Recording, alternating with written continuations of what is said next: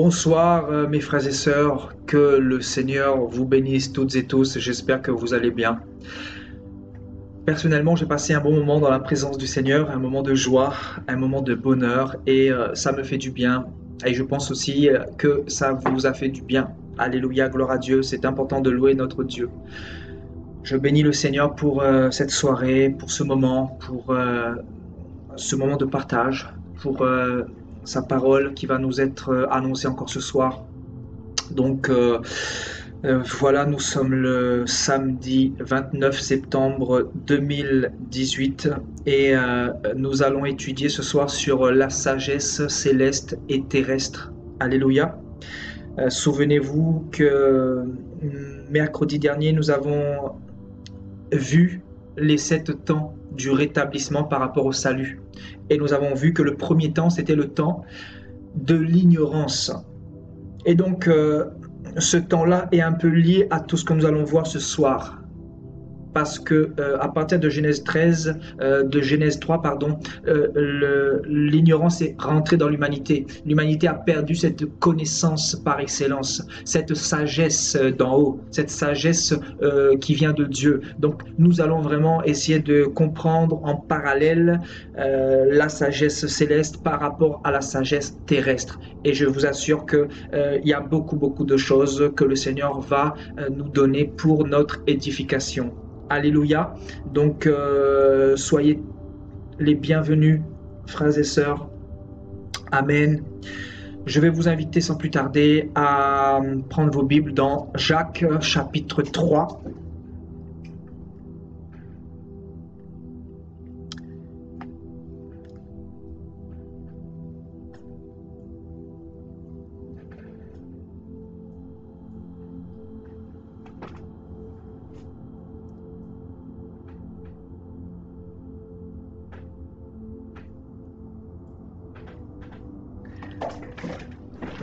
Jacques chapitre 3 à partir du verset 13. Je vous conseille de prendre des notes parce que nous allons voir beaucoup de choses encore ce soir.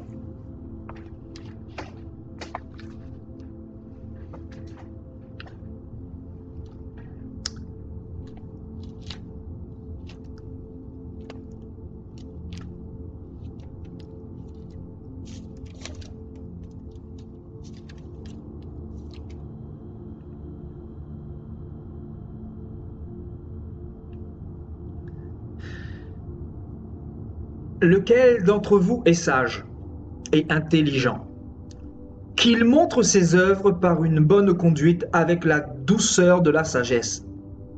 Mais si vous avez dans votre cœur un zèle amer et un esprit de dispute, ne vous glorifiez pas et ne mentez pas contre la vérité. Cette sagesse n'est point celle qui vient d'en haut, mais elle est terrestre, charnelle, diabolique. Car là où il y a un esprit de dispute et un zèle amer, il y a du désordre et toutes sortes de mauvaises actions. La sagesse d'en haut est premièrement pure, ensuite pacifique, modérée, conciliante, pleine de miséricorde et de bons fruits, exempte de duplicité et d'hypocrisie. Le fruit de la justice est semé dans la paix par ceux qui recherchent la paix. Alléluia, gloire à Dieu. Gloire à Dieu. Donc, ici, notre frère Jacques nous parle de cette sagesse qui veut tout simplement dire en grec connaissance. En fait, ce terme sagesse veut tout simplement dire connaissance. Donc, il est important de souligner que nous avons perdu justement cette sagesse céleste dans Genèse 3. Amen. Donc nous allons faire un parallèle entre les deux pour vraiment énumérer un peu tout ce que Jacques est en train de nous dire, parce qu'il y a beaucoup de révélations dans tout ce que nous venons de lire à l'instant. Amen, alléluia. Donc,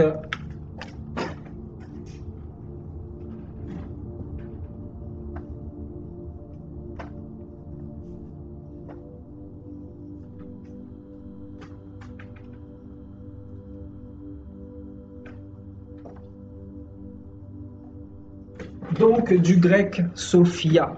Amen. Donc, la connaissance, le savoir. Donc, ici, Paul est en train de nous parler du savoir. Mais il y a deux types de savoir, deux catégories de savoir et aussi deux catégories de connaissances. C'est pour cela que nous allons mettre tout ça sur le tableau ce soir. Amen. Donc, le savoir également.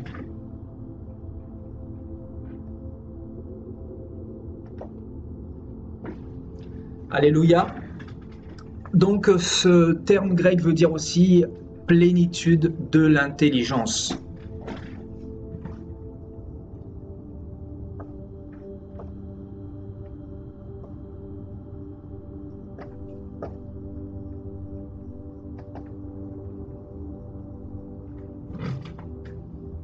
Amen. Gloire à Dieu. Et bon, moi j'ai noté aussi science. Voilà, la sagesse, c'est une forme de science. Vous voyez, une forme de science tout simplement, une forme de philosophie si vous voulez, parce que dans cette sagesse-là, il y a pas mal de choses à dire. Et ici, Jacques nous dira, hein, lequel d'entre vous est sage et intelligent, qu'il montre ses œuvres et une bonne conduite. Donc ici, Jacques va comparer la sagesse de Dieu à des bonnes œuvres. Donc je pense qu'on peut le noter, on va décortiquer un peu toutes ces choses-là au fur et à mesure et on va avancer tout au long de l'enseignement. Alléluia.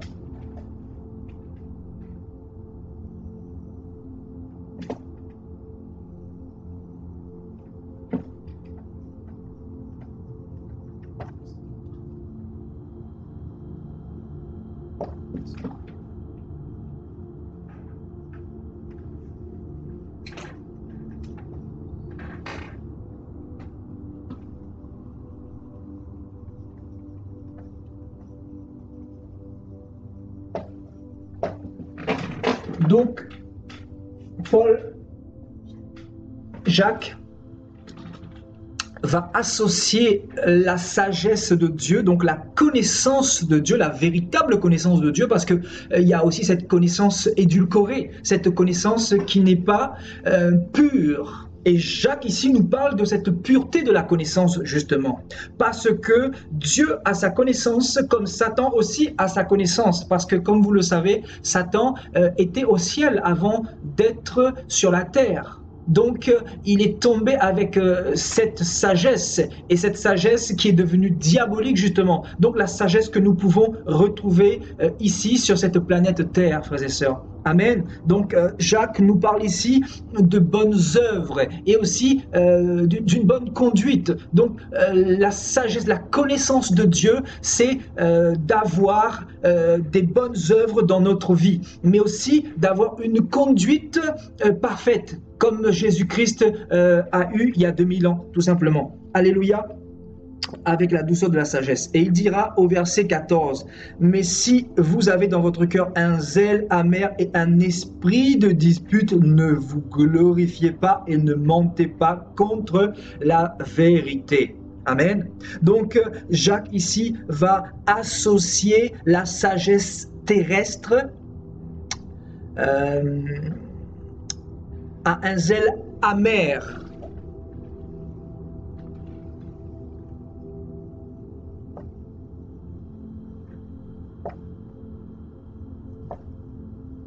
Également à un esprit de dispute.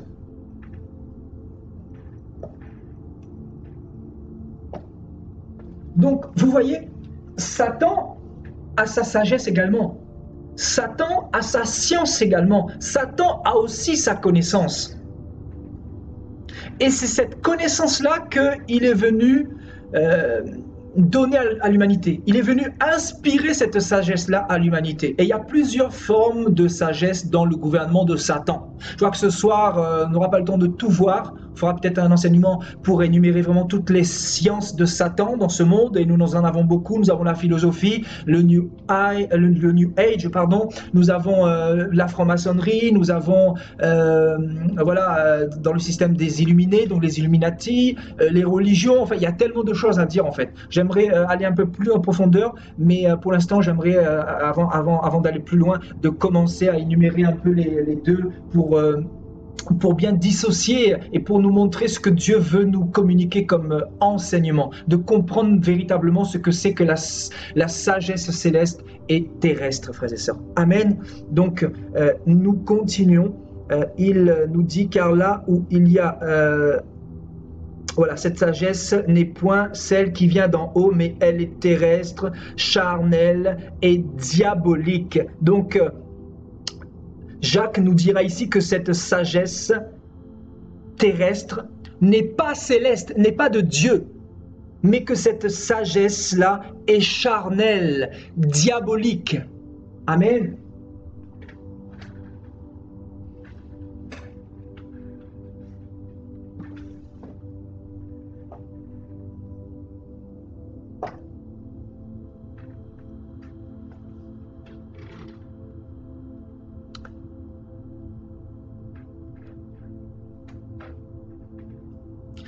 Et donc ce terme grec diabolique veut dire aussi provenant d'un mauvais esprit. Vous voyez? Donc c'est une sagesse qui provient d'un esprit démoniaque. En fait, derrière toute sagesse terrestre, il se cache un esprit démoniaque, un démon. Derrière toutes ces sagesses, ces formes de sagesse que vous pouvez retrouver dans ce monde, il y a des entités démoniaques. Il n'y a pas une sagesse qui n'a pas été inspirée par le diable. Parce qu'on nous dit que tout ce qui s'y trouve sur cette terre, cette sagesse que nous pouvons retrouver, elle est charnelle. Elle est tout simplement diabolique. C'est-à-dire, elle est donnée par des démons. Elle provient des démons, du royaume de Lucifer. Alléluia. Gloire à Dieu. Donc ici, l'esprit de dispute, le grec aussi nous parle de querelle. Amen. Donc tout ce qui est relatif voilà, aux querelles, au désordre et tout ça.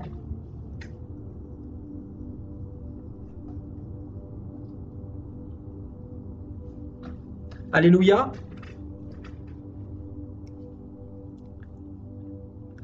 Nous continuons. Car là où il y a un zèle amer et un esprit de dispute, nous l'avons vu, il y a du désordre et toutes sortes de mauvaises actions. Donc ici, Jacques va aussi associer cette sagesse d'en bas, cette sagesse terrestre et diabolique, à du désordre. Amen.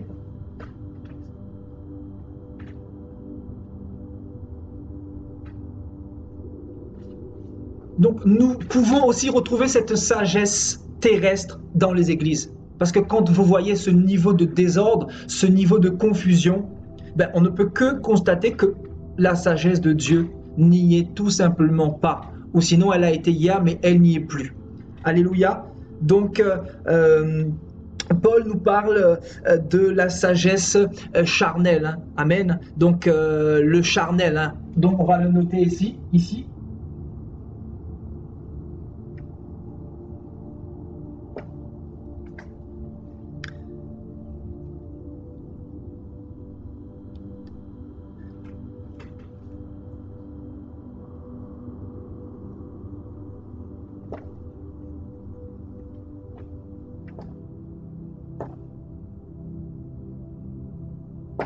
Donc, la sagesse terrestre est une intelligence limitée par le souffle.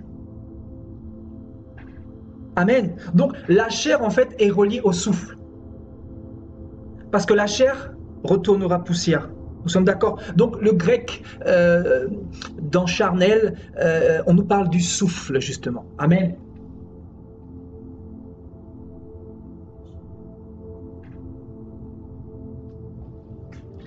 Alléluia. Donc, limité par le souffle et aussi gouverné par le souffle. Amen. Gouverné par le souffle.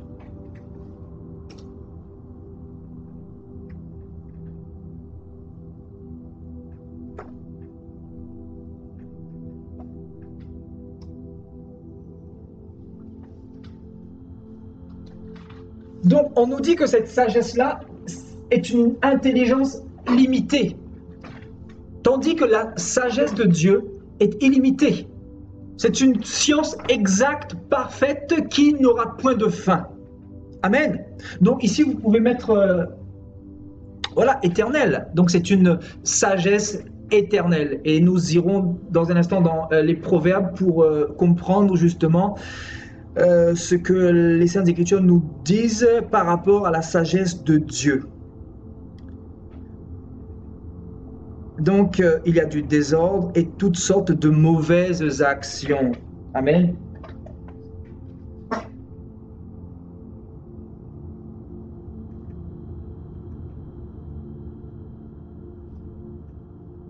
Donc, on nous parle de mauvaises actions dans la sagesse terrestre. Alléluia.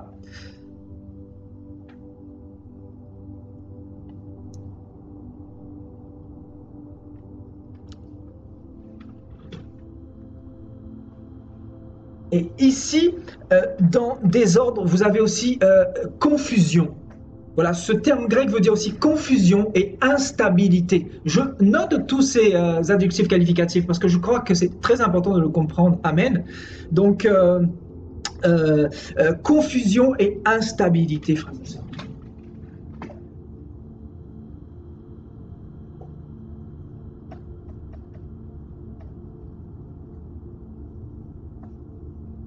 Donc, instable, alléluia, et Jacques nous dira au verset 17, la sagesse d'en haut est premièrement pure. Amen, donc la pureté, la pureté.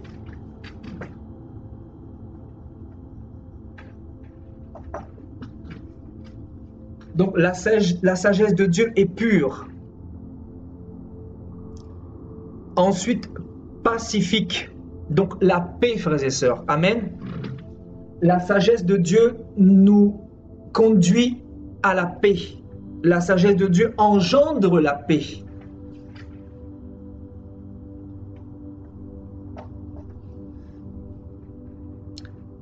La modération. Amen. Donc la douceur, tout simplement.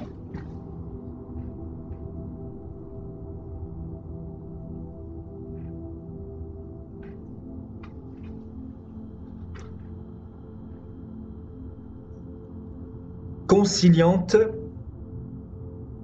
pleine de miséricorde. Donc la sagesse de Dieu engendre aussi la miséricorde. Amen. Donc la bonté, l'amour. Parce que la miséricorde, dans la miséricorde, il y a la bonté, il y a l'amour également. Amen.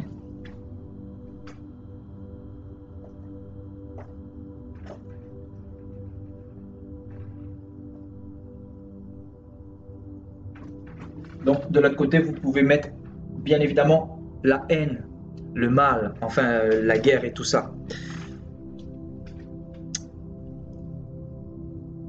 Pleine de miséricorde et de bons fruits.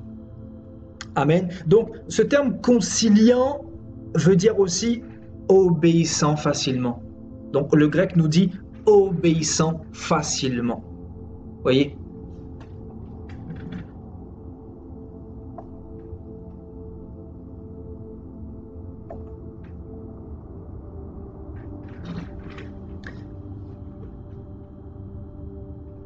Et on nous parle également de bons fruits.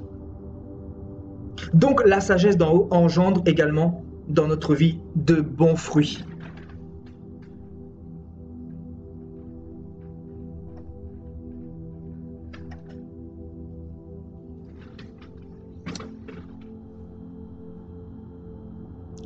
Et pour terminer, exempt de duplicité et d'hypocrisie. Donc ici, Jacques, saisi par l'Esprit de Dieu, nous dira que l'hypocrisie, c'est aussi une forme de sagesse. L'hypocrisie est une sagesse et nous allons un peu développer dans un instant. Là, je voulais exposer un petit peu toutes ces choses au tableau avant de développer un peu plus loin. Amen. Donc, l'hypocrisie. Donc, l'hypocrisie, vous la retrouvez un peu partout dans ce monde, c'est-à-dire dans les églises surtout, notamment, parce que dans le cadre de la chrétienté, nous retrouvons cette sagesse terrible dans les églises, l'hypocrisie. Nous retrouvons cette sagesse énormément chez les religieux. Amen.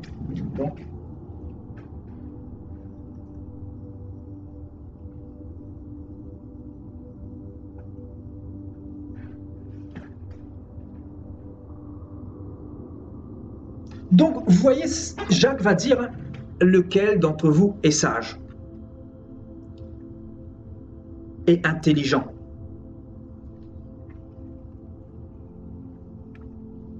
Donc, vous voyez que Jacques va assimiler aussi la sagesse à l'intelligence. Vous voyez? Donc, dans les deux sagesses, nous avons une forme d'intelligence. Amen. Donc l'intelligence pour faire le bien et l'intelligence pour faire le mal. Parce que la connaissance nous procure à agir selon les fruits de telle ou telle sagesse. Amen. La connaissance nous conduit à pratiquer telle sagesse ou telle sagesse, c'est-à-dire ou la sagesse de Dieu ou la sagesse du diable, ou la connaissance selon Dieu, ou la connaissance selon le diable. Et comment se font reconnaître les enfants de Dieu et les enfants du diable? Il suffit simplement de regarder quelle est la sagesse qui se trouve en eux. Donc il est important vraiment de retranscrire cela, parce que nous retrouvons ces deux sagesses-là dans le monde. Nous retrouvons ces deux sagesses-là chez les païens. Nous retrouvons ces deux sagesses-là chez les religieux. Bien évidemment, quand je dis chez les païens, parce qu'on peut dire aussi que chez les païens, il y a la paix. Mais c'est une paix hypocrite. Donc on pourrait dire que cette sagesse-là n'est réservée qu'aux enfants de Dieu, à ceux qui ont été renouvelés par le Seigneur, à ceux qui ont vécu la naissance d'en haut, à ceux qui ne marchent plus selon le prince de ce monde, selon le Dieu de ce siècle présent. Amen. Donc, cette sagesse-là est réservée bien évidemment à ceux qui sont nés d'en haut. Parce que quelqu'un qui n'est pas né d'en haut ne peut pas marcher dans la sagesse de Dieu. Il est impossible. Parce qu'on nous dit que la sagesse d'en haut, c'est pratiquer de bonnes œuvres. C'est d'avoir une bonne conduite au milieu des païens notamment. Pour pouvoir les gagner, frères et sœurs, par notre comportement. Parce que nous devons impacter en étant des modèles. Donc nous avons besoin de la sagesse de Dieu pour pouvoir impacter dans cette génération. Nous devons désirer cette sagesse-là. C'est pour cela que Jacques dira, si quelqu'un manque de sagesse, qu'il demande simplement à Dieu qui donnera à cette personne la sagesse. Vous voyez? Donc il est important de prier dans ce sens-là, parce que nous avons besoin de la sagesse de Dieu. Parce que la sagesse de Dieu nous donnera la pureté. La pureté au niveau de notre marche chrétienne. Parce que nous savons que sans la sanctification, personne ne verra le Seigneur. Donc nous devons être purs. Nous devons être dans la piété. Amen. Et la sagesse céleste engendre aussi la paix. Nous devons être en paix avec tout le monde. Vous voyez, le Seigneur dira dans Hébreux chapitre 12, verset 14, « Recherchez la paix avec tous et la sanctification sans laquelle personne ne verra le Seigneur. » Donc la paix et la sanctification. Vous voyez, donc la pureté et la paix. C'est ce que nous retrouvons dans Hébreux chapitre 12 au verset 14, « Sans laquelle personne ne verra le Seigneur. » Vous voyez? Donc on nous parle également de la douceur, donc de la conciliance. Amen. On nous parle de la miséricorde, donc celui qui a la sagesse céleste dans son cœur, il est dans la miséricorde, il n'est pas dans le déni face aux pauvres, il n'est pas dans le déni face au SDF, face à ce monde, face à ces jeunes filles, ces jeunes hommes qui sont violés, face à toutes ces guerres, face à toute cette corruption, face à tout ce désordre que nous pouvons rencontrer dans ce monde. Celui qui a la sagesse de Dieu produit automatiquement la miséricorde, l'amour qui est le premier commandement de Dieu. D'abord, aimer Dieu premièrement pour pouvoir aimer son prochain. Parce qu'en aimant Dieu, Dieu nous donne de l'amour pour pouvoir aimer notre prochain. Parce que ce n'est pas facile d'aimer des meurtriers, d'aimer des gens qui vous maudissent, qui vous haïssent, des gens qui veulent vous tuer. C'est pas facile, donc il faut vraiment aimer Dieu premièrement. Vous voyez, l'amour, la miséricorde. Vous voyez, donc la sagesse céleste nous rend obéissants facilement. C'est-à-dire, on n'a pas besoin de nous forcer, de se forcer pour pouvoir obéir à Dieu. C'est-à-dire, les choses se font promptement. Les choses se font d'elles-mêmes. Quand la sagesse de Dieu vient habiter en toi, tout se fait naturellement. On n'a pas besoin de te dire que l'alcool est un péché, qu'il faut quitter ça, l'ivrognerie, je m'entends. On n'a pas besoin de te dire que la cigarette, que la drogue, ce sont des péchés, parce qu'on le sait. Vous voyez, quand la sagesse de Dieu vient habiter en nous, on obéit facilement. On n'est pas résistant, comme ceux qui ont cette sagesse diabolique. Vous voyez, l'hypocrisie, le zèle amer, etc. Et ceux qui ont la sagesse céleste dans leur cœur, ce sont des personnes qui portent de bons fruits. C'est pour ça que le Seigneur dira, vous les reconnaîtrez à leurs fruits, frères et sœurs. Amen. Et les fruits dont il est question ici, c'est aussi les 9 fruits de l'esprit, selon Galates, chapitre 5, au verset 22. Amen. L'amour, la patience, la tempérance, la fidélité et toutes ces choses-là. Vous voyez, donc les bons fruits. Si quelqu'un n'a pas la sagesse de Dieu dans son cœur, il ne peut pas porter du bon fruit. Il sera constamment colérique, il sera constamment agité, il sera constamment instable.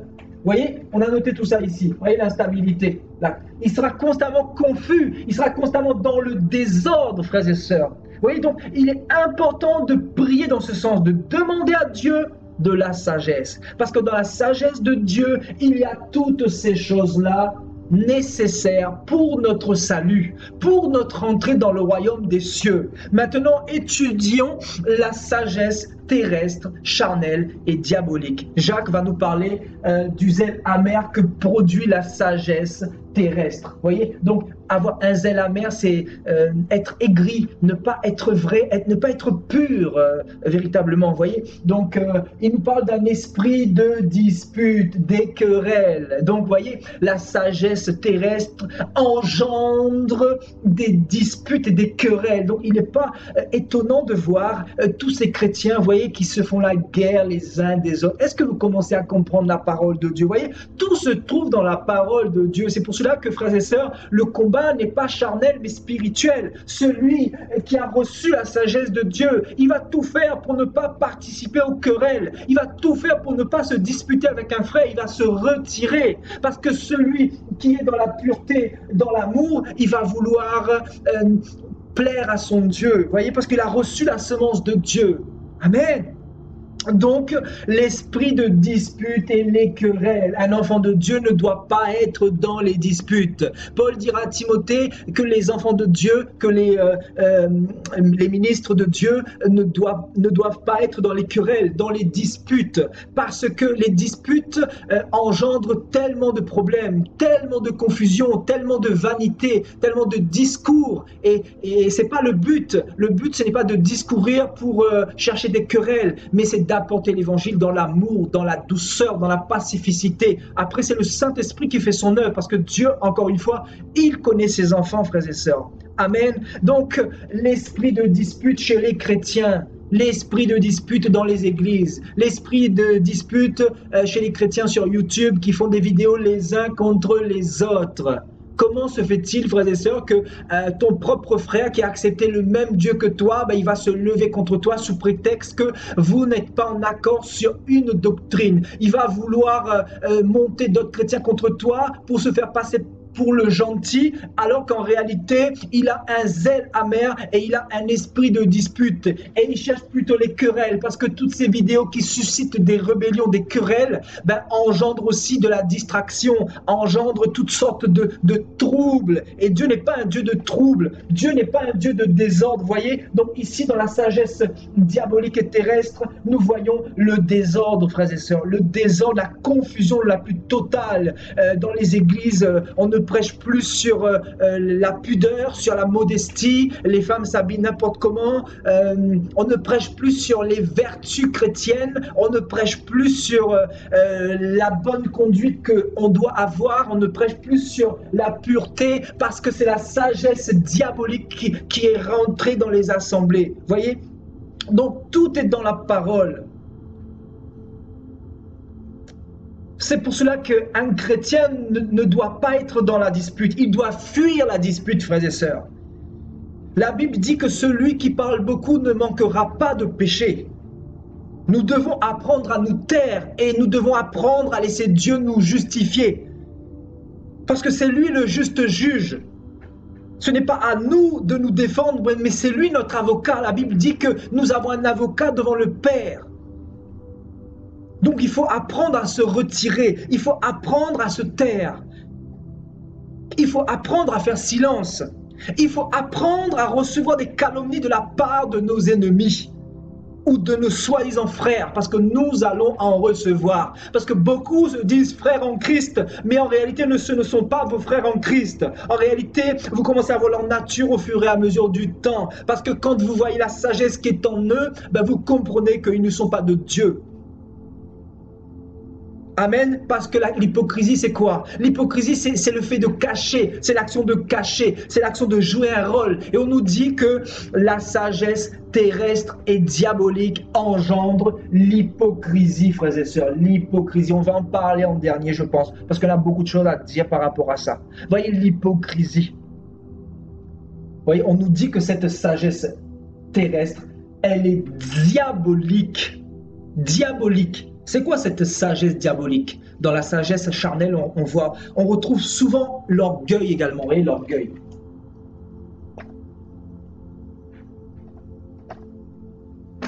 On te dit que plus tu auras de l'argent, plus tu seras reconnu, plus tu seras bien vu, plus tu seras diplômé, plus tu seras quelqu'un dans la société. Ça, c'est une forme de sagesse diabolique.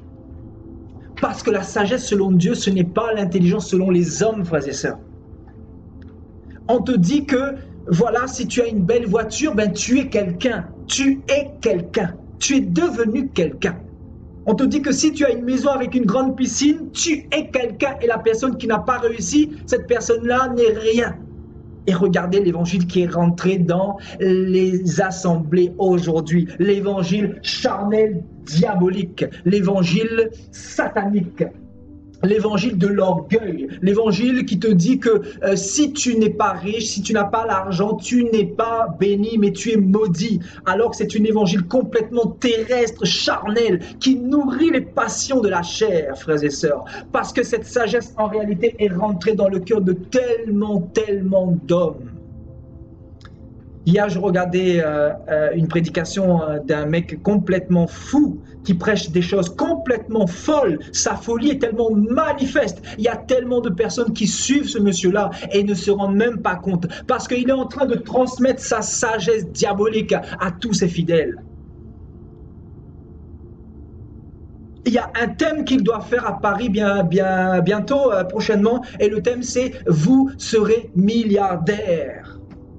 Donc, quel est le rapport avec l'évangile que Christ nous a donné? Vous voyez, donc nous retrouvons cette sagesse diabolique qui est rentrée dans les assemblées aujourd'hui. Et c'est grave, c'est grave. Et nous voyons un niveau de folie. Les gens ne se cachent même plus. Et les fidèles même suscitent ces pasteurs-là. Donc le jugement sera bien évidemment pour les pasteurs, mais aussi pour les fidèles qui engendrent ces pasteurs-là.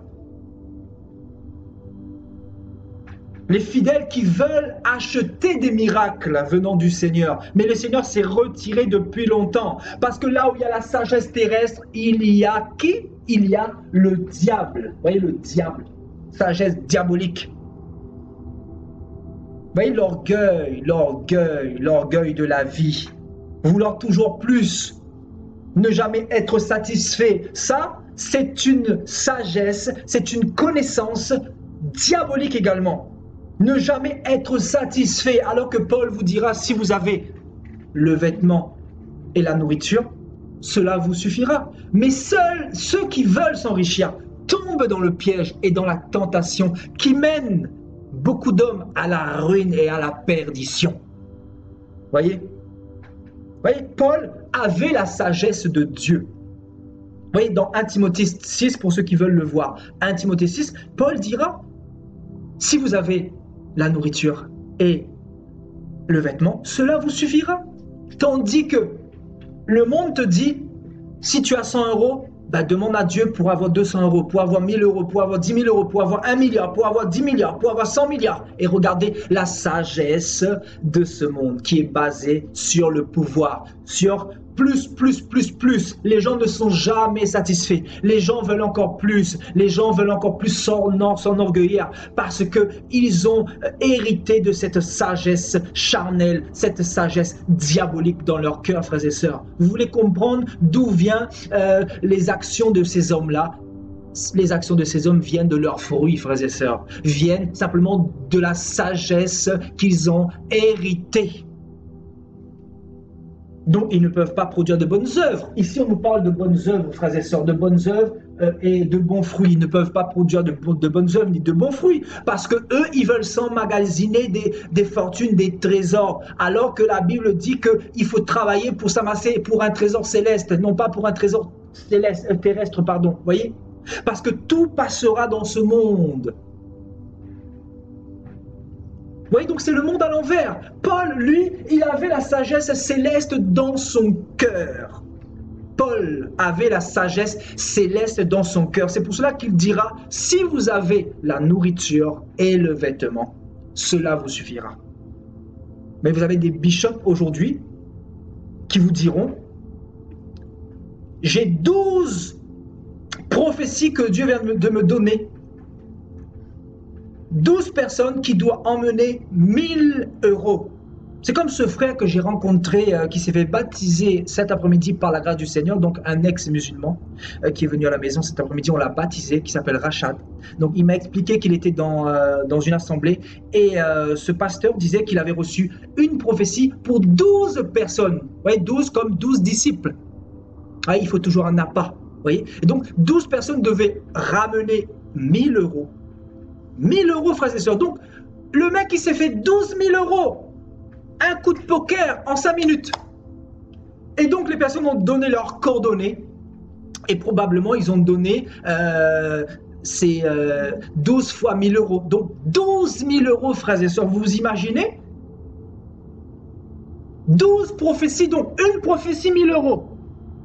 Alors que la Bible nous dira dans Matthieu chapitre 10 au verset 7, vous avez reçu gratuitement. Donner gratuitement. Voyez à quel point la sagesse terrestre, charnelle et diabolique emmène les hommes dans la folie, dans la confusion, frères et sœurs. dans toutes sortes de désordres, dans toutes sortes de cupidité. Vous voyez, ici, vous pouvez mettre la cupidité.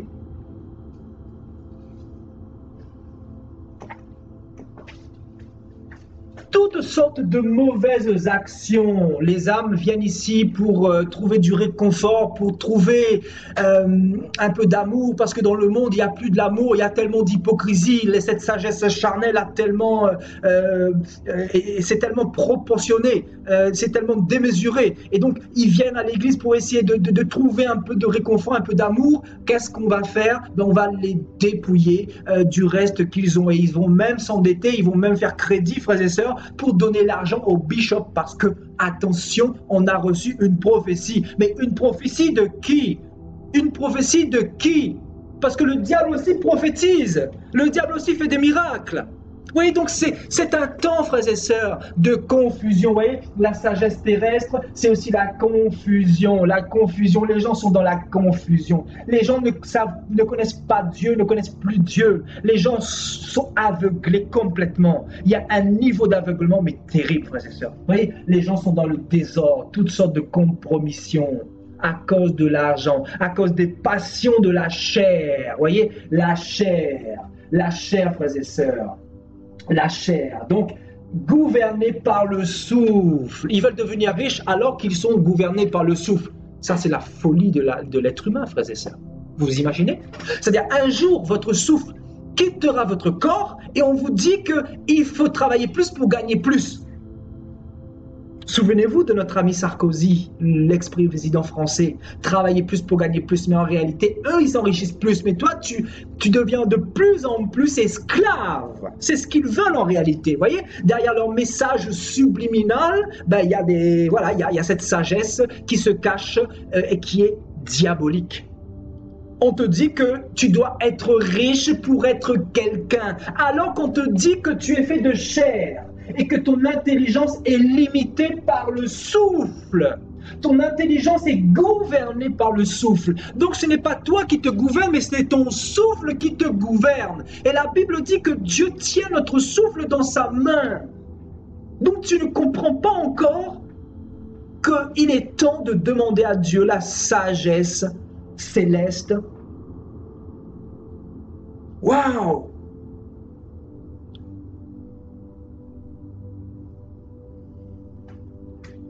Donc, toutes ces choses-là, je vous assure, vous retrouvez cela dans les églises d'aujourd'hui. Vous voyez, les mauvaises actions, l'hypocrisie. Vous voyez, on nous dit que l'hypocrisie est une connaissance. Pourquoi une connaissance? Parce que tu sais comment il faut jouer un rôle. Tu sais comment manipuler l'auditoire, comment manipuler ton prochain, comment manipuler ou ton pasteur ou les hommes qui sont autour de toi. Parce que l'hypocrisie, c'est quoi? C'est de la manipulation. Manipulation. Et combien de chrétiens sont dans cette intelligence terrestre? Vous voyez, c'est une intelligence, hein. L'hypocrisie, c'est une forme d'intelligence. Parce que tu manipules quelqu'un avec cette forme d'intelligence pour le faire croire que tu es celui que tu n'es pas. Pour essayer de lui faire gober que tu es cette personne alors que tu n'es pas cette personne. Et beaucoup de pasteurs vous font croire qu'ils sont des hommes de Dieu, mais en réalité, ce sont des personnes ayant la sagesse charnelle, diabolique. Parce que quand on voit leurs fruits, quand on voit qu'ils sont animés par la cupidité, par l'argent, quand on voit qu'ils sont animés par le pouvoir, on se dit, mais ils ne sont pas de Dieu. Parce qu'on les reconnaît à quoi, disait le Seigneur? On les reconnaît à leurs fruits, frères et sœurs, à leurs bons fruits ou leurs mauvais fruits. On leur reconnaît par rapport à leurs bonnes actions ou leurs mauvaises actions. Vous voyez, donc l'hypocrisie est une forme d'intelligence très très utilisée chez les religieux, chez les chrétiens lambda, chez les chrétiens du dimanche. Ah, je vous dis, l'hypocrisie c'est quelque chose de tellement répandu, mais moi personnellement, Je n'arrive pas à comprendre comment quelqu'un peut-il être hypocrite devant le Seigneur. Moi, je n'arrive pas à comprendre. Parce que je ne suis pas de la semence de l'ivraie. Probablement, parce que si je n'arrive pas à comprendre cette sagesse diabolique, mais je l'analyse, je l'étudie, mais je n'arrive pas à la comprendre. Parce que je me dis, mais comment quelqu'un peut-il essayer de tromper Dieu? Alors que pour être sauvé, il te faut cette sagesse céleste. Comment pouvons-nous vivre dans ce monde en essayant de tromper Dieu, celui qui voit tout, celui qui sonde tout, celui qui voit les cœurs, celui qui sonde les reins, celui qui a créé le ciel et la terre, celui qui a créé tous les hommes, celui qui t'a créé toi, mon frère, ma sœur. Comment veux-tu tromper ce Dieu-là par l'hypocrisie?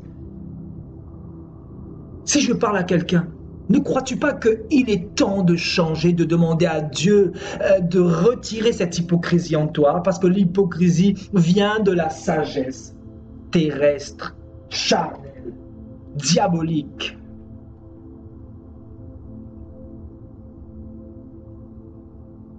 Amen. Le contraire de l'hypocrisie, c'est quoi? La pureté.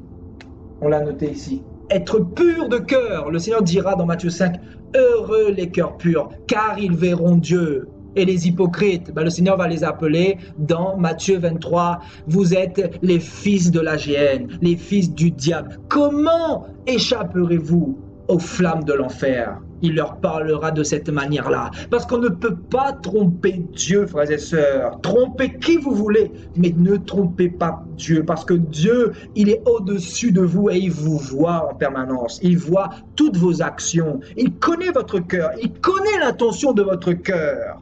Alors ça ne sert à rien d'essayer de lui cacher quoi que ce soit. Venez devant lui tel que vous êtes. Vous dites, Seigneur, voilà, je suis plongé dans la sagesse diabolique. Change mon cœur, Seigneur. Je veux que tu plantes en moi ta sagesse parfaite, ta sagesse céleste, ta sagesse qui procure la paix, qui engendre la compassion, qui engendre l'amour, qui fait de moi quelqu'un qui pratiquera de bonnes actions, de bonnes œuvres.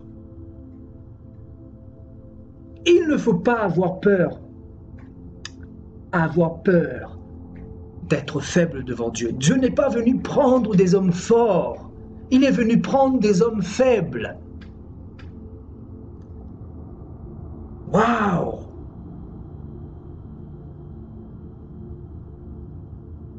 Donc des hommes gouvernés par le souffle, vous voyez, charnel.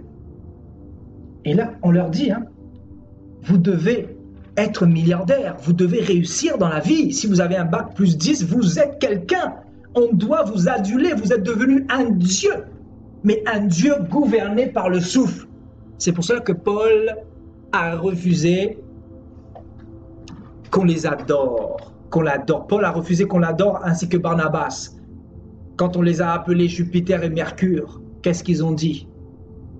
Hommes, pourquoi agissez-vous ainsi? Nous sommes des hommes de la même nature que vous, nature charnelle, gouvernée par le souffle. Ils n'étaient pas des dieux. Pourtant, ils avaient reçu la puissance de Dieu. Ils avaient reçu le manteau de Dieu, l'onction de Dieu partout où ils passaient. Ils faisaient des carnages. Mais ce n'était pas pour autant qu'ils acceptaient de se faire idolâtrer. Parce qu'ils savaient qu'en réalité, c'était le Saint-Esprit qui était en eux qui produisait tout ça. C'était cette sagesse céleste qui produisait cela. Parce que la sagesse céleste, c'est quoi? C'est la sagesse de Jésus-Christ, la sagesse de notre Père, la sagesse que nous avions dans Genèse 2 avant de tomber dans le péché.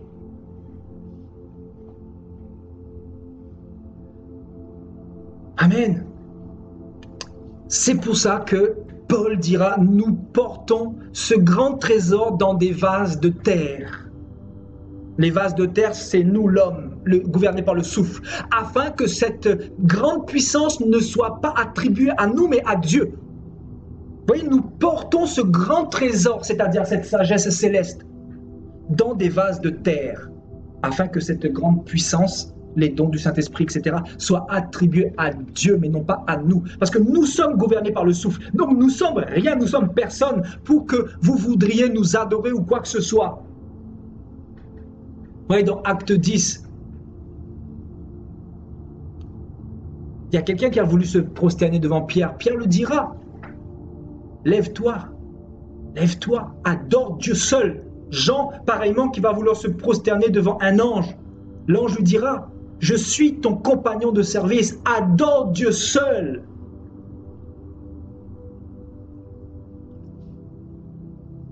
À combien plus forte raison nous les hommes, gouvernés par le souffle. Et on te dit, tu dois avoir une grande église, une grande méga church. Mais laissez-moi vous dire que vaut mieux qu'on ait ici 20 personnes, 10 personnes qui sont véritablement converties, qui aiment le Seigneur. On adore le Seigneur tous ensemble. On baigne dans sa présence. On le loue, on partage la parole comme Dieu nous le demande de le faire. Au lieu de se mélanger à tous ces tissus de mensonges, à tous ces hypocrites dans les assemblées. Ces hypocrites qui ne cherchent qu'à jouer des rôles, qui ne cherchent qu'à être faux, qui ne cherchent qu'à manipuler l'auditoire. Comment peux-tu aller dans une assemblée le dimanche et retourner dans ton vomi le lundi, le mardi, continuer dans l'impudicité, continuer avec le sexe, avec la fornication, frères et sœurs. Je rencontre tellement de personnes parce que qui ont été dans les assemblées telles que ICC, et quand vous voyez leurs fruits, frères et sœurs, voilà, la sagesse terrestre, diabolique. Pourquoi? Parce qu'il y a l'évangile de prospérité, parce qu'il y a l'évangile du m'as-tu vu, l'évangile de la gloire charnelle. On te dit que tu dois être quelqu'un, on te dit que si tu as un costard à 3 000 €, tu es quelqu'un, frères et sœurs, alors que tu es gouverné par le souffle. L'hypocrisie. Hypocrisie. Il faut être simple, il faut être naturel. Naturellement naturel. On ne peut pas être plus naturel que naturel. Alors on cherche à être quelqu'un. Tu es quelqu'un. Quand tu es dans le feu, à cause de ta rébellion, à cause de ta résistance, c'est là que tu vas crier comme le riche dans Luc 16. Et là, ça sera trop tard. Trop tard. Il y a tellement de personnes qui jouent avec Dieu. Vous voyez? Donc, c'est deux formes de connaissance et de savoir. Donc, du grec sophia. Parce que Paul nous parle de ce grec-là. Hein. Amen. De cette sagesse-là, c'est-à-dire la connaissance, le savoir, la plénitude de l'intelligence. Donc, c'est toutes ces choses-là. D'un côté, nous avons la sagesse dans la lumière et de l'autre côté, dans les ténèbres. Et allons essayer de voir maintenant d'où vient cette sagesse diabolique. Alléluia, nous allons partir dans Ézéchiel chapitre 28.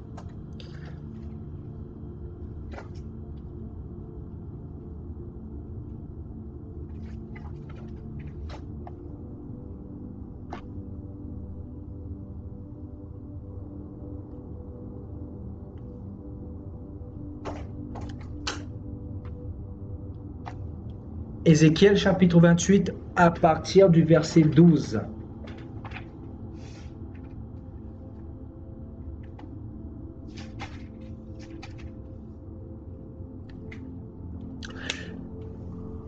Fils de l'homme, prononce une complainte sur le roi de Tyr, tu lui diras. Ainsi parle le Seigneur l'Éternel. Tu mettais le sceau à la perfection, tu étais plein de sagesse et de beauté. Ici, il est question de Lucifer, c'est-à-dire le diable. Donc, on nous dit que Satan, qui était auparavant Lucifer, était plein de sagesse. Il était rempli de sagesse. C'est-à-dire que Satan a aussi sa sagesse, qui est la sagesse terrestre aujourd'hui. Vous voyez, donc, Satan avait aussi sa connaissance, et il a toujours, vous voyez, son savoir. Et il était dans la plénitude de l'intelligence. Donc, il est descendu du ciel avec cette sagesse-là.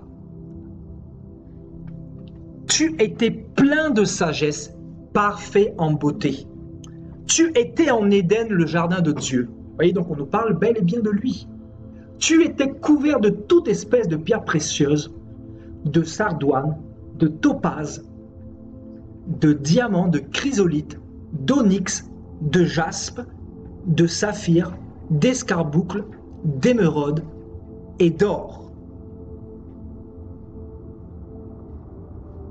Tes tambourins et tes flûtes étaient à ton service pour le jour où tu fus créé. Donc on nous parle des tambourins et des flûtes. Donc nous savons que Satan est derrière la musique. Nous aurons l'occasion de faire un thème par rapport à ça quand Dieu le permettra. Vous voyez, donc c'est lui qui est derrière la musique de ce monde. Vous voyez, c'est pour ça que la musique envoûte beaucoup de personnes également. Donc c'était une petite parenthèse. Donc le verset 14. Tu étais un chérubin protecteur aux ailes déployées. Je t'avais placé et tu étais sur la sainte montagne de Dieu. Tu marchais au milieu des pierres étincelantes. Tu as été intègre dans tes voies depuis le jour où tu fus créé jusqu'à celui où l'iniquité a été trouvée chez toi. Par la grandeur de ton commerce, tu as été rempli de violence et tu as péché. Je te précipite de la montagne de Dieu et je te fais disparaître, chérubin protecteur, du milieu des pierres étincelantes. Le verset 17 qui nous intéresse également. Ton cœur s'est élevé à cause de ta beauté. Vous voyez, c'est pour ça que le diable dit à tous ces pasteurs, vous allez être riches, vous allez devenir millionnaires. Et eux, ils vont transmettre cela à leurs fidèles. Donc, soyez beau, soyez quelqu'un. Vous devez être quelqu'un en ayant de l'argent, en ayant une bonne situation. Parce que si vous n'avez pas de la beauté dans ce monde, ben, vous n'êtes pas béni par Dieu. Tu as corrompu ta sagesse. Par ton éclat. Donc, on nous dit que la sagesse de Lucifer a été corrompue. La sagesse de Lucifer a été corrompue. Quel élément capital que le Seigneur nous donne ce soir. Donc, on nous dit que la connaissance de Satan a été corrompue. Le savoir de Satan a été corrompu. Il a transformé cette connaissance et ce savoir pour la perdition des âmes. Et nous aurons l'occasion de voir toutes les formes de sagesse que le diable a données à l'humanité. Parce que le monde est bâti sur la sagesse des hommes, sur la sagesse charnelle, sur la sagesse passagère, sur la sagesse diabolique. Donc nous aurons l'occasion de faire un thème là-dessus, si Dieu le veut, afin de découvrir un peu toutes les formes de sagesse que le diable a données à l'humanité. Comme par exemple le magnétisme. Vous voyez ? C'est comment dire, l'action de guérir par les énergies, etc. Vous voyez, comme le yoga, ça c'est une sagesse que le diable a donnée à l'humanité. Vous voyez, le yoga joue avec des énergies en réalité qui sont des démons. Donc vous voyez, donc toutes ces choses-là, c'est le diable bien évidemment qui l'a emmené dans l'humanité. Donc on nous dit que la sagesse de Satan a été corrompue, c'est-à-dire Lucifer était dans cette connaissance parfaite. Lucifer était dans cette sagesse parfaite, cette sagesse céleste. Et vu qu'il est devenu l'opposant de Dieu, ben, il va utiliser cette sagesse-là, cette connaissance, pour pervertir l'humanité, pour mettre le zèle amer, les disputes, les querelles, l'orgueil, le désordre, la confusion, l'instabilité. La chair aussi, c'est lui, parce que c'est la conséquence de son action, de la tentation dans le jardin d'Éden, vous voyez. Donc c'est Dieu ensuite qui a frappé l'humanité par rapport à cette action de désobéissance, vous voyez. Donc les mauvaises actions, la cupidité, l'hypocrisie. Donc, toutes ces choses-là viennent de la sagesse corrompue de Lucifer.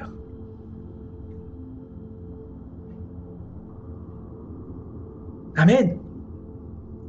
La sagesse corrompue de Lucifer, c'est-à-dire sagesse en grec veut dire tout simplement connaissance, savoir. Et ce monde est basé sur toutes ces connaissances, sur toutes ces philosophies. Voyez? Amen. Gloire à Dieu. Maintenant, allons voir la sagesse de Dieu. On va partir dans Proverbes, chapitre 8, au verset 12 jusqu'au verset 13.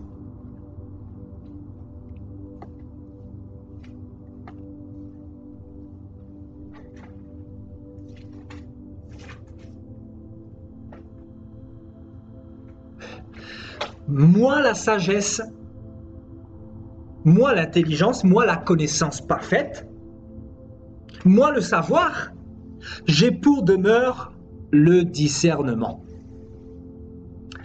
Et je possède la science de la réflexion. La crainte de l'Éternel, c'est la haine du mal. L'arrogance et l'orgueil, la voix du mal et la bouche perverse, voilà ce que je hais. Donc la sagesse nous donne le discernement. Et le discernement sur quoi, frères et sœurs? Le discernement sur quoi? Nous allons voir, nous allons partir dans Hébreux chapitre 5.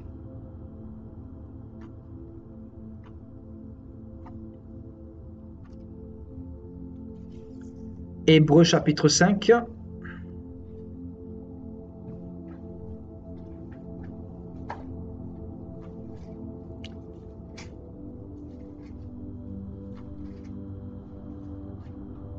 Au verset 14.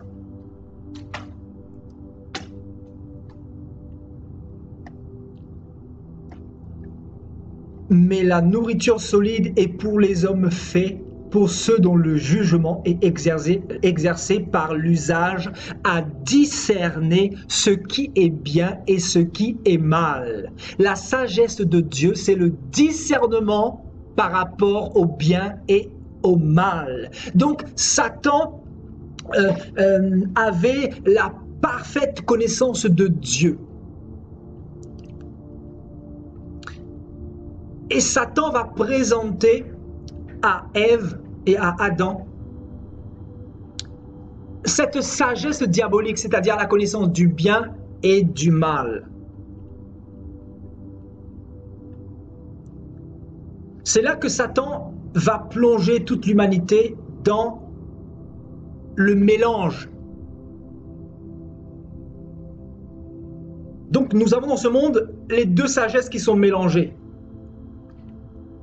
Et nous pouvons véritablement savoir qui est qui par rapport aux fruits, par rapport aux bonnes œuvres, par rapport aux bonnes actions, par rapport à tout ce que l'on a vu au tableau. Donc on nous dit la sagesse a pour demeure le discernement. Donc la connaissance de Dieu nous donne le discernement. Voyez? La sagesse de Dieu nous donne le discernement.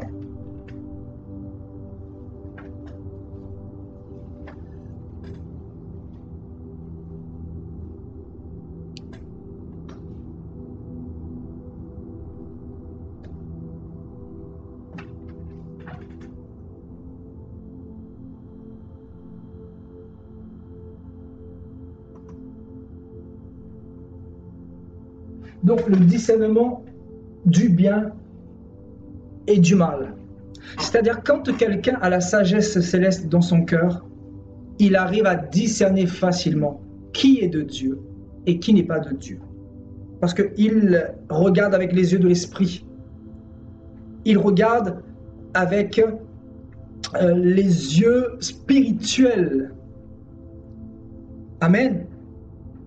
Parce que Paul dira dans 1 Corinthiens 2, verset 15, « L'homme spirituel juge de tout. » Parce qu'il juge avec les yeux de la sagesse d'en haut. Mais il ne juge pas avec les yeux de la sagesse terrestre et diabolique. Amen. Donc,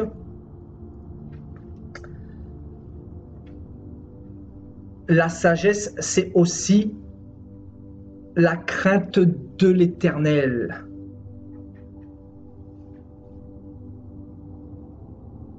Voyez, la connaissance de Dieu, la sagesse de Dieu engendre en nous la crainte de son nom.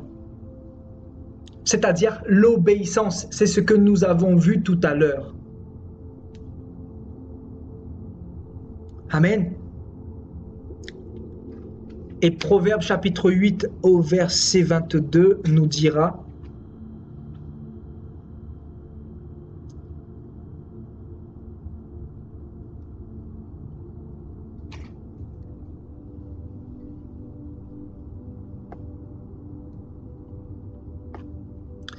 L'Éternel m'a créé la première de ses œuvres, donc la connaissance, la sagesse, avant ses œuvres les plus anciennes.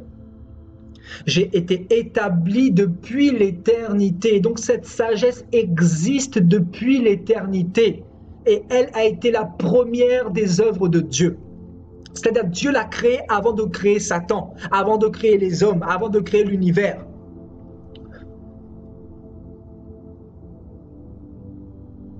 J'ai été établi depuis l'éternité, dès le commencement, avant l'origine de la terre. Je fus enfanté quand il n'y avait point d'abîme, point de source chargée d'eau, avant que les montagnes soient affermies, avant que les collines existent. Je fus enfanté. Il n'avait encore fait ni la terre, ni les campagnes, ni le premier atome de la poussière du monde. Amen. Donc Dieu a créé la connaissance parfaite depuis l'éternité passée. La sagesse a été créée par Dieu, la connaissance parfaite. Et on nous dit que Satan a corrompu cette intelligence-là, a corrompu cette connaissance-là pour emmener sa sagesse dans ce monde. Et beaucoup d'hommes, malheureusement, ont accepté cet héritage, cette sagesse diabolique.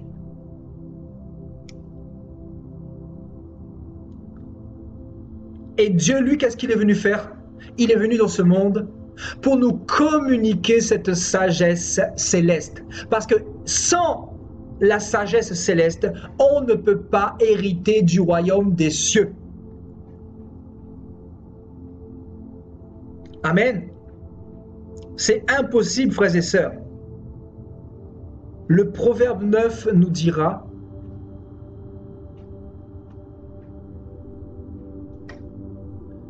au verset 10,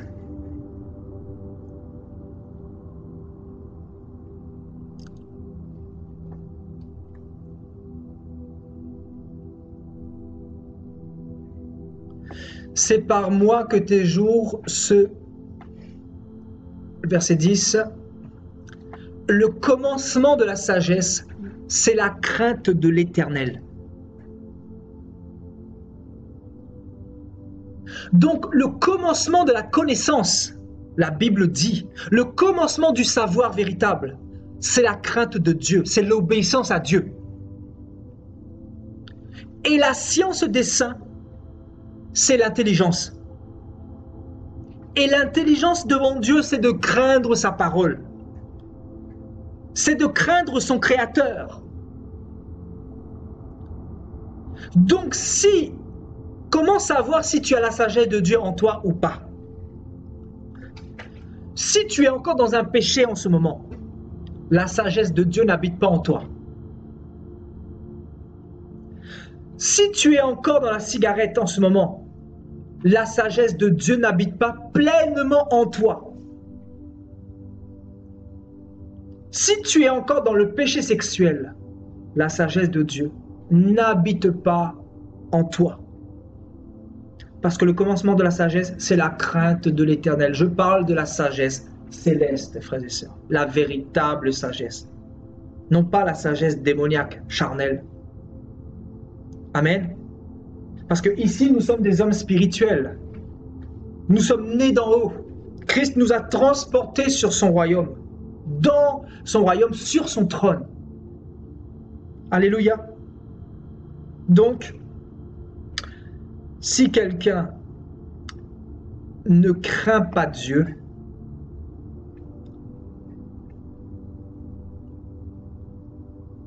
c'est que il a hérité de cette sagesse diabolique. Donc voilà comment reconnaître que la sagesse de Dieu habite en vous ou pas. Je crois que c'est à chacun de s'examiner aujourd'hui à la lumière de la parole. Et si tu veux que cette sagesse habite en toi, Jacques dira qu'il faut demander à Dieu tout simplement. Et pour commencer à expérimenter cette sagesse, il faut passer par la repentance, par le pardon. Demander à Dieu pardon pour nos mauvaises œuvres, pour nos mauvaises actions. Demander à Dieu pardon pour l'hypocrisie, pour notre cupidité, pour notre orgueil, pour les querelles que nous avons vues, que nous avons eues dans la journée, dans la semaine, pour le manque de pardon tout simplement. Amen. Gloire à Dieu. On va partir dans 1 Corinthiens chapitre 1.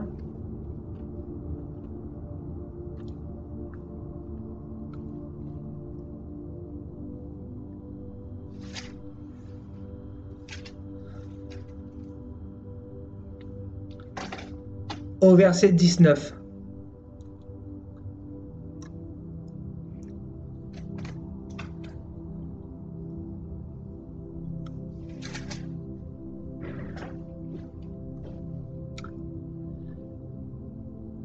Aussi est-il écrit, je détruirai la sagesse des sages, c'est-à-dire la sagesse diabolique.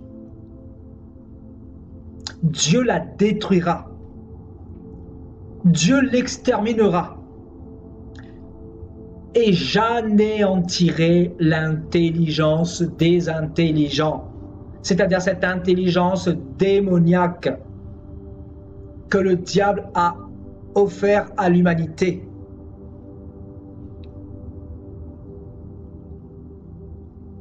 Je détruirai la sagesse des sages, c'est-à-dire la connaissance des gens de ce monde. Parce que tout passera, nous dit la Bible. Tout sera brûlé. Et le verset 20 nous dit, où est le sage? Où est le scribe? Où est le disputeur de ce siècle? Où est le négociateur littéralement de ce siècle? Dieu n'a-t-il pas confondu de folie la sagesse du monde? La Bible nous dit que la sagesse du monde est une folie. La sagesse du monde est une folie. La connaissance, le savoir du monde est une folie devant Dieu. Vous voyez, toutes ces formes d'intelligence que nous retrouvons sur cette terre sont folies aux yeux de Dieu. Parce que la vraie sagesse, c'est de craindre Dieu, c'est d'obéir à sa parole. Parce que la sagesse, c'est le commencement. Amen. Le commencement de l'obéissance à Dieu. Le verset 21. Puisque le monde avec sa sagesse n'a point connu Dieu dans la sagesse de Dieu, il a plu à Dieu de sauver les croyants par la folie de la prédication. Les Juifs demandent des miracles et les Grecs cherchent la sagesse. Nous prêchons Christ crucifié, scandale pour les Juifs et folie pour les païens. Mais puissance de Dieu et sagesse de Dieu pour ceux qui sont appelés, tant Juifs que Grecs.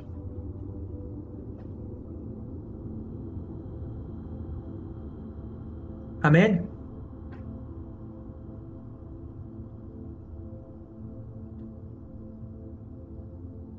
Donc la sagesse de Dieu, c'est aussi la crucifixion. Christ mort et ressuscité. Et ça, c'est une folie pour le monde. Voilà la véritable connaissance de la sagesse dans ce temps actuel, c'est-à-dire Christ mort et ressuscité. Et on va parler de cela mercredi prochain. La sagesse mystérieuse et cachée. On va parler sur ce thème-là mercredi prochain. Amen. Car la folie de Dieu est plus sage que les hommes, et la faiblesse de Dieu est plus forte que les hommes.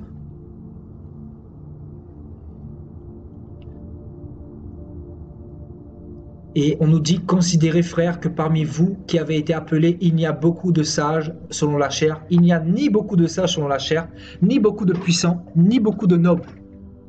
Mais Dieu a choisi les choses folles du monde pour confondre les sages, pour confondre l'intelligence des sages. Dieu a choisi les choses faibles du monde pour confondre les fortes. Et Dieu a choisi les choses viles du monde et celles qu'on méprise, c'est-à-dire nous, celles qui ne sont point, pour réduire à néant celles qui sont, afin que nulle chair ne se glorifie devant Dieu. Or, c'est par lui que vous êtes en Jésus-Christ, lequel, de par Dieu, a été fait pour nous sagesse. Donc, on nous dit que Dieu s'est fait connaissance pour nous, s'est fait savoir pour nous. C'est-à-dire, il est venu sur la terre. On nous dit la parole était avec Dieu au commencement et Dieu était la parole. Et elle s'est faite chair parmi nous. Et le verset 31 nous dira que celui qui se glorifie dans le Seigneur. Alléluia. Maintenant, allons dans Proverbes chapitre 3.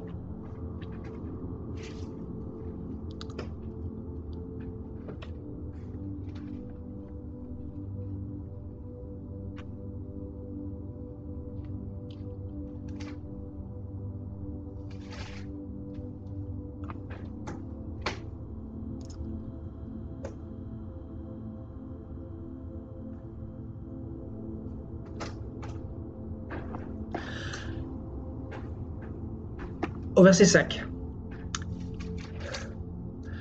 Confie-toi en l'Éternel de tout ton cœur. De tout ton cœur, confie-toi en l'Éternel. Et ne t'appuie pas sur ta sagesse. Ne t'appuie pas sur ton savoir. Ne t'appuie pas sur ta connaissance. La connaissance qu'on t'a donnée à travers la tradition. La connaissance que tu as acquise à l'école. La connaissance que tu as acquise dans une religion, dans une philosophie. Ne t'appuie pas sur ta sagesse, ton intelligence, tes raisonnements.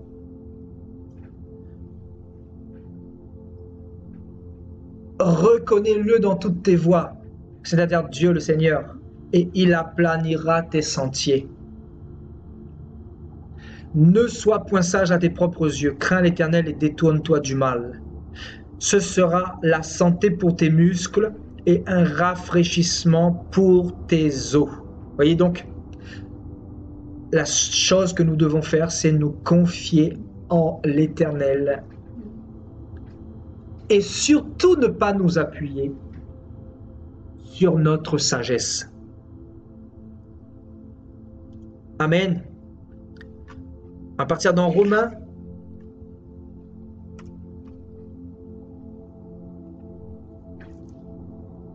chapitre 11.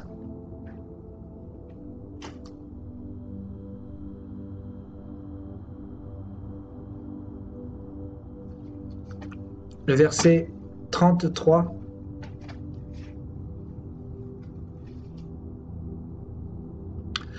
Ô profondeur de la richesse, de la sagesse et de la science de Dieu, que ses jugements sont insondables et ses voies incompréhensibles.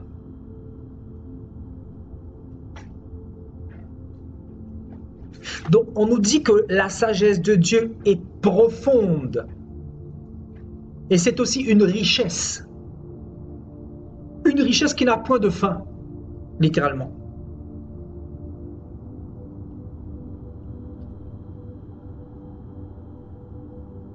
Amen. On va aller dans Éphésiens chapitre 3.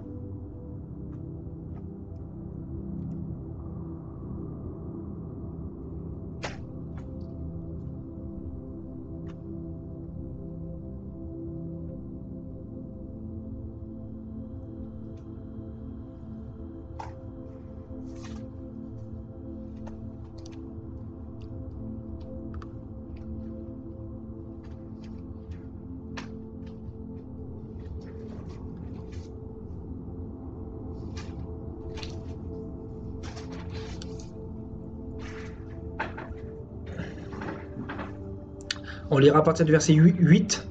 À moi qui suis le moindre de tous les saints, cette grâce a été accordée d'annoncer aux païens les richesses incompréhensibles de Christ et de mettre en lumière quelle est la dispensation du mystère caché de tout temps en Dieu qui a créé toutes choses, afin que les dominations et les autorités dans les lieux célestes connaissent aujourd'hui par l'Église la sagesse infiniment variée de Dieu, selon le dessein éternel qu'il a mis à exécution par Jésus-Christ notre Seigneur, en qui nous avons par la foi en lui la liberté de nous approcher de Dieu avec confiance. On nous dit, les anges et même les démons connaissent aujourd'hui par l'Église, c'est-à-dire les enfants de Dieu que nous sommes, la sagesse infiniment variée de Dieu. On nous dit que la sagesse de Dieu, la connaissance de Dieu, le savoir de Dieu est infiniment varié. C'est-à-dire, on ne peut pas la saisir, c'est une sagesse tellement éternelle. C'est une sagesse infinie. Et cette sagesse, elle est variée, c'est-à-dire on ne s'ennuie jamais dans la sagesse de Dieu. On ne s'ennuie jamais dans la connaissance de Dieu. Parce que Dieu, en fait, c'est l'inspiration, c'est la sagesse qui nous inspire en permanence.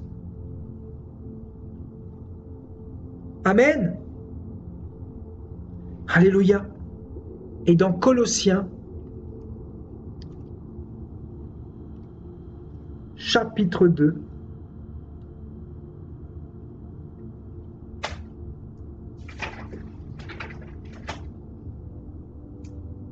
le verset 3, on va aller à partir du verset 1. Je veux en effet que vous sachiez combien est grand le combat que je soutiens pour vous et pour ceux qui sont à Laodicée et pour tous ceux qui n'ont pas vu mon visage en la chair, afin qu'ils aient le cœur rempli de consolation, qu'ils soient unis dans la charité et enrichis d'une pleine intelligence pour connaître le mystère de Dieu, savoir Christ, mystère dans lequel sont cachés tous les trésors de la sagesse et de la science. On nous dit que dans Christ sont cachés tous les trésors de la sagesse et de la science. C'est-à-dire tous les trésors de la connaissance et du savoir se cachent en Dieu. Si vous voulez percer les mystères des mystères, vous devez aller vers Dieu, vous devez aller devant Dieu. Ne faites pas comme les francs-maçons qui vont essayer d'atteindre le stade d'illumination pour essayer de percer certains mystères. Nous connaissons déjà ces mystères-là. Nous savons que c'est une sagesse que le diable donne, une connaissance que le diable donne pour tromper. Parce que l'homme est curieux des choses spirituelles. Et c'est pour cela que beaucoup de francs-maçons passent par toutes ces initiations pour construire soi-disant le monde par cette connaissance-là. Cette connaissance, bien évidemment, charnelle, diabolique, cette connaissance éphémère. Parce que nous savons que ce monde va passer, frères et sœurs. Amen. Donc, tous les trésors de la sagesse se cachent ou sont cachés en Dieu. Et Dieu nous les révèle tous les jours quand nous lisons la parole, quand nous sommes enseignés par le Seigneur comme ce soir. Voyez, il nous enseigne beaucoup de choses. Il nous rend intelligents. Voyez, comme le dira le verset 2, enrichi d'une pleine intelligence pour connaître le mystère de Dieu, savoir Christ. Voyez, une pleine intelligence. La sagesse, c'est quoi? C'est la pleine intelligence. La plénitude de l'intelligence. Voyez? On l'a noté au tableau. Et c'est ce que le grec Sophia veut dire, frères et sœurs. Amen.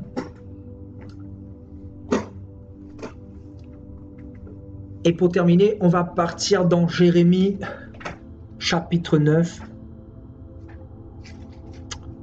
Je crois qu'on va terminer sur ce verset et revenir un peu sur ce qu'on a noté au tableau.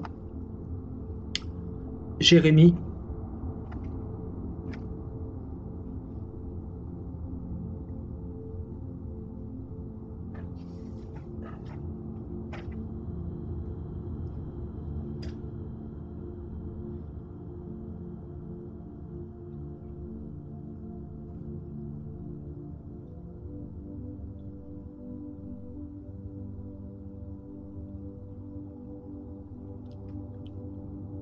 Jérémie chapitre 9.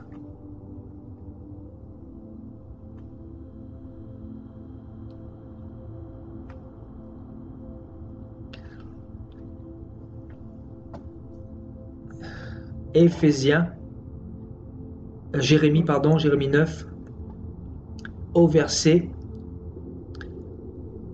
nous lirons le verset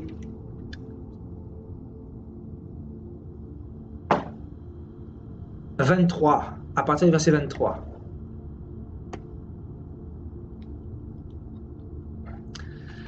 Ainsi parle l'Éternel, que le sage ne se glorifie pas de sa sagesse, c'est-à-dire de sa connaissance, de son savoir. Que le fort ne se glorifie pas de sa force. Vous savez pourquoi? Parce que c'est une sagesse gouvernée par un souffle. Une sagesse limitée.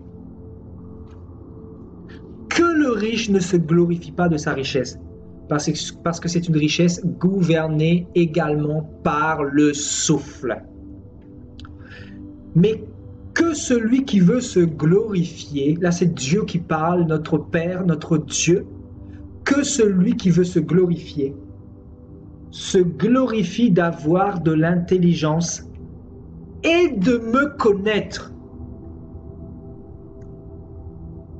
de savoir que je suis l'Éternel, qui exerce la bonté, le droit et la justice sur la terre. Car c'est à cela que je prends plaisir, dit l'Éternel.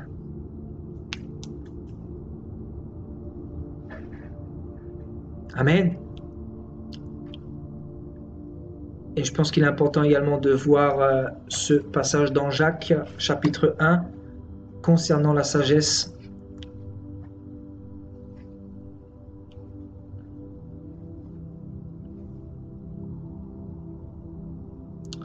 Au verset 5. si quelqu'un d'entre vous manque de sagesse, qu'il la demande à Dieu, qui donne à tous simplement et sans reproche, et elle lui sera donnée. Mais qu'il demande avec foi sans douter, car celui qui doute est semblable au flot de la mer, agité par le vent et poussé de côté et d'autre. Qu'un tel homme ne s'imagine pas qu'il recevra quelque chose du Seigneur. C'est un homme irrésolu, inconstant dans toutes ses voies. Vous voyez? Donc, si quelqu'un manque de sagesse, qu'il la demande à Dieu. Et ici, la sagesse, bien évidemment, c'est la connaissance, encore une fois, le savoir par rapport à Dieu, connaître Dieu.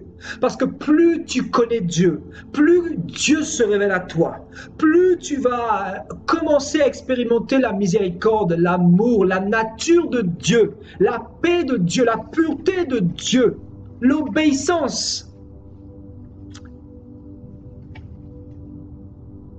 Les bons fruits. Plus tu vas connaître Dieu, plus tu auras le discernement. Et c'est important d'avoir le discernement pour ne pas se faire berner par les faux prophètes. Parce que les faux prophètes viennent à vous en vêtements de brebis. Mais en réalité, ce sont des loups ravisseurs. Vous voyez donc le discernement des choses du bien et du mal. Le discernement. Et c'est cette sagesse-là qui donne ce discernement-là. Amen. Cette connaissance parfaite. Alléluia. Vous voyez donc, celui qui manque de sagesse, celui qui manque de toutes ces choses-là que Jacques a énumérées dans le chapitre 3,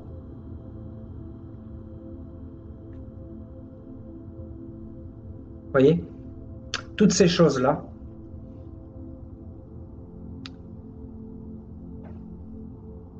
qu'il demande à Dieu de l'aide, sincèrement, je dis bien sincèrement, et Dieu lui donnera la sagesse, la connaissance, parce que c'est la connaissance qui brise les chaînes.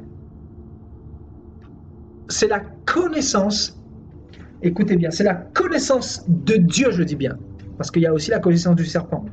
La connaissance de Dieu qui brise l'hypocrisie,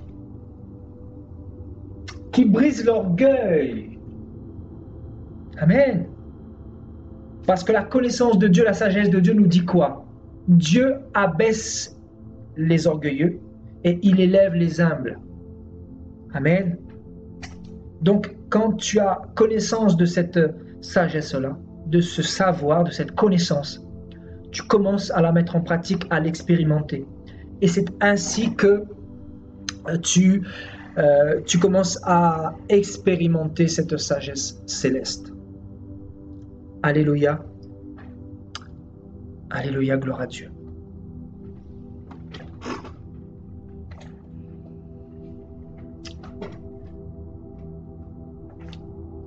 Alléluia. Donc, mercredi, on va étudier sur la sagesse mystérieuse et cachée. Donc, ça sera un peu relatif à tout ce que nous avons vu, mais on va parler de quelque chose de très précis, c'est-à-dire la croix de Christ qui est une folie. Et on nous dit que c'est cette sagesse-là qui sauve. Vous voyez? Donc, on va étudier ça mercredi par la grâce de Dieu.